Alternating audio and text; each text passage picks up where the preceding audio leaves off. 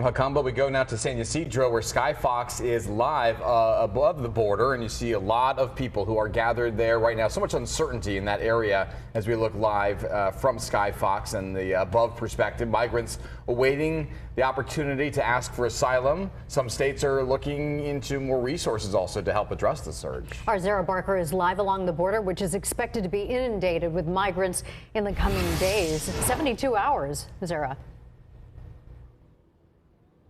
Maria, Andrew, and right now we are actually just below Skyfox. We can hear it hovering above our head. Right behind me is the U.S.-Mexico border wall in between two borders, where migrants are now waiting to seek asylum as Title 42 is expected to end in just a couple of days. And right here behind me is actually the most amount of migrants that I have seen in the last several days.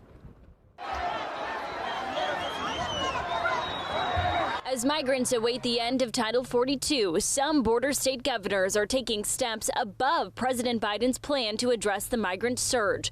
Immigration expert Elaine Wood says the approaches to the surge are varying by state. So my estimation of what's happening in California is a bit of a wait and see approach, right? So in Texas, the governor is going ahead and saying, look, we need to have National Guard troops. We need to have public safety. On Monday, Texas Governor Greg Abbott announced the creation of the Texas Tactical Border Force, which will deploy National Guard members to hot spots along the border. Texas has the ability to secure the border ourselves. If we were acting in isolation, we would have secured the border.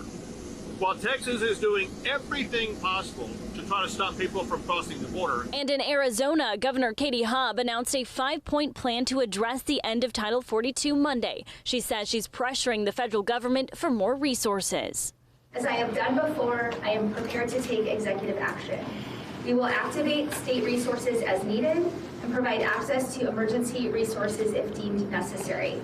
That includes, but is not limited to, sending additional National Guardsmen to the border. Ultimately, it comes down to a kind of political fight. And what happens in the middle are people facing a humanitarian crisis. While California Governor Gavin Newsom has not yet made an announcement to add additional resources, immigration expert Elaine Wood is expecting border states to issue states of emergencies after the end of Title 42, which would then send states federal funding. Hopefully it doesn't become a violent situation, but I think having a state of emergency puts people on notice that this is a serious issue.